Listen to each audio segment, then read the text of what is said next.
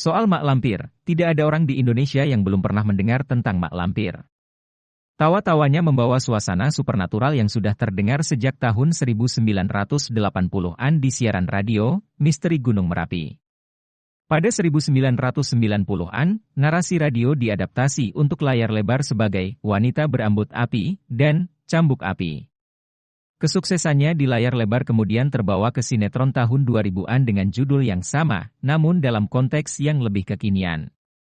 Nah, siapa sih mak lampir itu? Mengapa ia dianggap dikutuk oleh pemirsa atau pendengar radio? Berikut narasi yang kami cari dari berbagai sumber. Mak lampir adalah putri raja.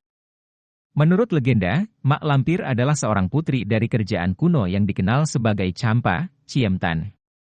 Sebuah kerajaan yang sebelumnya memerintah di tempat yang sekarang menjadi Vietnam Tengah dan Selatan dan konon berkembang dari abad ke-7 hingga 1832. Menurut legenda, nama asli mak lampir adalah Siti Lampir Maimunah.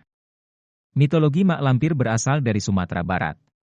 Legenda ini terkenal di berbagai tempat di Sumatera, antara lain di Kabupaten Agam, Bukit Tinggi, dan Gunung Merapi. Mitologi mak lampir terkait dengan legenda 7 manusia harimau yang berasal dari Sumatera Barat, sebagian Provinsi Bengkulu, dan Lampung. Mak lampir cantik dan pemalu. Mak lampir muda adalah anak yang cantik, manis, dan pemalu saat remaja. Ketika mak lampir sudah dewasa, dia jatuh cinta dengan seorang pengembara muda. Datuk Panglima Kumbang, pengembara, adalah seorang bangsawan bergelar Datuk dan Panglima Wilayah Kegelapan. Datuk Panglima Kumbang dikabarkan memiliki kemampuan untuk menjelma menjadi macan kumbang atau macan. Kasih sayang mak lampir tidak bertepuk sebelah tangan, karena Datuk juga memiliki perasaan terhadap mak lampir. Sayangnya, meski begitu, sejoli harus menerima bahwa hubungan mereka tidak direstui, karena kerajaan Champa sadar bahwa Datuk adalah siluman, dan sebaliknya. Mak lampir, yang disakiti oleh orang tuanya, mak lampir lebih memilih untuk menyepi di kaki Gunung Merapi. Dia melakukan pertapaan guna juga memasuki dunia siluman dan berharap bisa menemukan pujaan hatinya. Sayangnya, usahanya belum membuahkan hasil. Mak lampir bertemu pertapa lain di pertapaannya yang akhirnya menjadi gurunya dan mengubahnya menjadi wanita yang sangat kuat. Nenek Serintil, guru mak lampir, dianggap sangat kuat dan efektif dari aliran gelap anggrek oranye. Nenek Serintil konon adalah seorang pertapa Jawa yang memuja Batara Kala, dewa yang digambarkan sebagai raksasa dengan wajah menakutkan. Sebuah kisah cinta epik yang berakhir dengan tragedi. Mak lampir, yang sudah memiliki kemampuan supranatural, mencoba untuk menemukan pujaan hatinya sekali lagi melalui penyelidikan ke dalam dunia siluman. Hingga suatu hari, mak lampir mengetahui bahwa Datuk Panglima Kumbang telah tewas dalam pertempuran.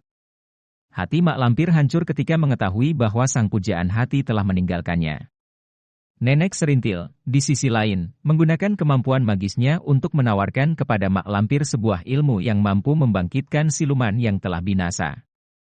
Hanya kecantikan mak lampir yang harus menjadi tumbalnya. Mak lampir akhirnya memenuhi syarat dan mampu membangkitkan kembali Datuk Panglima Kumbang. Hanya saja wajahnya mak lampir telah berubah dari cantik menjadi jelek dan menakutkan.